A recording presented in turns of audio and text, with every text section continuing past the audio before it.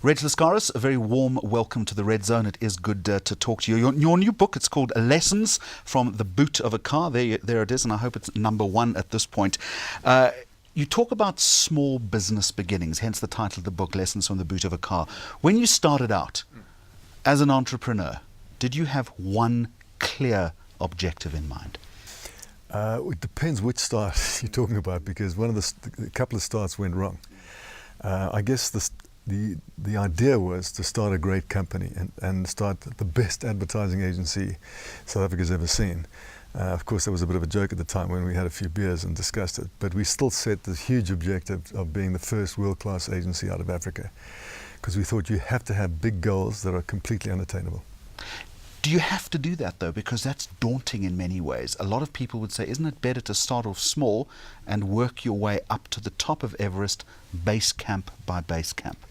But you still have to have Everest. Yeah. So in other words, you're looking at the top of Everest. You'll do it base camp by base camp, because that's a really terrific analogy. Thank you for that. Use it in the next book. Yeah. Absolutely. Yeah.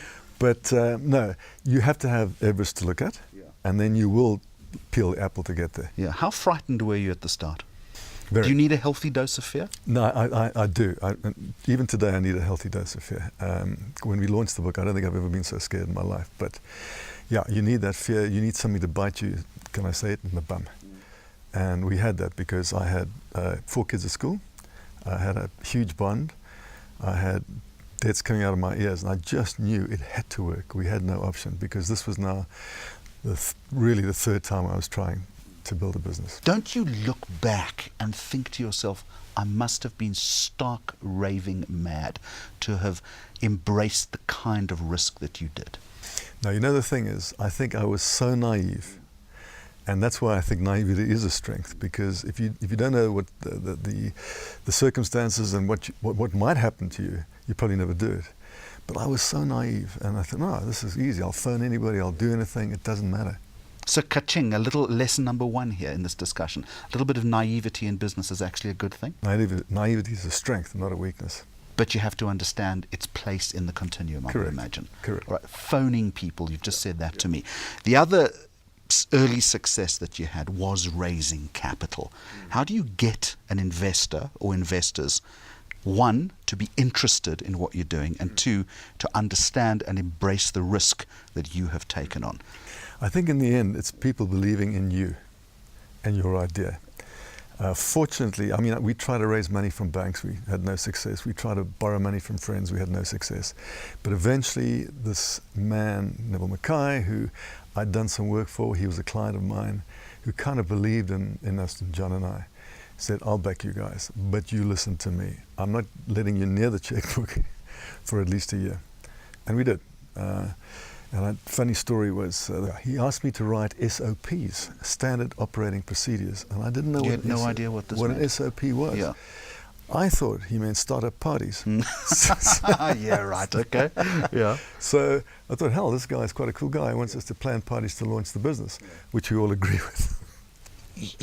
Let's reel back. You said that he asked you to believe in something. What do you think he was believing in at that time?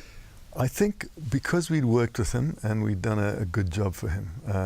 I was his client service guy and John was his creative guy, and we were doing work for him. We seemed to deliver on time. Whatever we did seemed to work. So he thought that we knew what we were doing. And therefore he thought, well, maybe these are good guys to start a business around. And as he said to me at the time, we weren't pig-headed, we'd listen. And again, one of the lessons in the book is to learn to listen. And we'd always listen to him and get advice from him. So he thought we'd all work well together. And that's where he said, I'm going to take a chance, I'm going to back you guys. One of the other interesting lessons, Reg Lascaris, in the book is not to be too trusting of others. You did have issues with an accountant at some point. What's the lesson here? What do you need, for an entrepreneur, what do they need to be watching out for in that respect? Yeah, I think it's still my weakness. I'm still too trusting in people. But I think if you're employing people, don't take them at face value. Check them out. And we didn't. I mean, this guy walked in, this accountant walked in, he was the perfect package, suit, tie, clean cut. Talked the game. Yeah. Knew a few figures.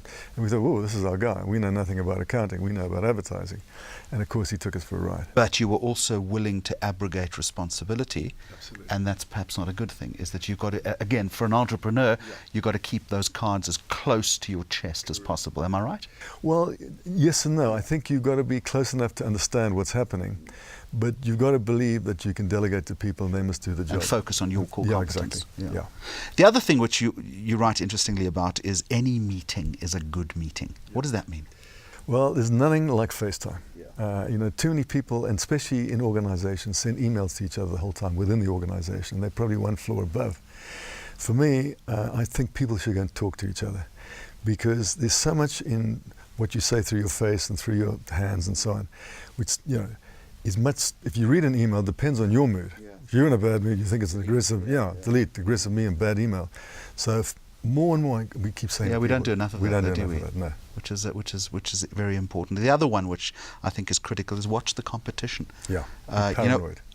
Be paranoid. Yeah. We're so focused as entrepreneurs on doing what we need to do. Correct. We're not looking outside the window. How paranoid should you be? Well, again, I think we got to a stage in our business where we got a huge kind of chunk of hubris, right? Everybody got an attack of hubris. And we thought we were invincible. And as soon as you think you're invincible, well, I promise you that's the end. Now we are so paranoid about people trying to take business away from us, steal people, how people feel, how clients feel. Paranoia is a key lesson for me. But that can also be a dangerous thing. That can induce negativity into a business, sure. Well, there's paranoia and there's paranoia. Yeah. Paranoia means watch out what's happening around you. And you could turn that into a positive thing. The other thing which I also find interesting as we come to the end of this discussion, Reg, momentum is vital. We're not talking about the insurance business. What are you saying is that, you've got the traction, but, I guess like, the shark, you've got to keep moving forward, eh? People say, when you're on a roll, people say, okay, let's stop, let's take stock. Let's reevaluate, re-strategize. Yeah, you can't. No time. You got to go, right? You got to go because you need that momentum. And that's when you sometimes have to work day and night because you can't just bring on people. Eventually you will, but you just got to keep the ball rolling. Final question. The boot on the car. It's got bigger, I would imagine, or maybe smaller. Maybe you're driving a sports car, I don't know. But part of going through that continuum of starting up, being an entrepreneur, being a successful entrepreneur, becoming a global entrepreneur, also says that there is a time when you've got to start looking at what is next. Correct. Succession planning. Correct. Are you good at that? What's the secret? No, we weren't good at that. Because I think a lot of entrepreneurs are really bad at that because you believe in yourself so much and so much comes from your gut. You've got to plan for proper succession, and unfortunately we didn't. But I think we've rectified that. And the other thing you've got to realize is people can't be like you. They're going to be different. And I think they should be, because as you reach a certain stage and the business gets bigger, maybe the person shouldn't be at all like you. It should be someone completely different. Let me just grab the book again. It's called Lessons from the Boot of a Car for Entrepreneurship and for Life. The author is Adman Reg Lascaris. It really is one of the business books of the year. Reg, thank you very much for joining us. Thank you very much.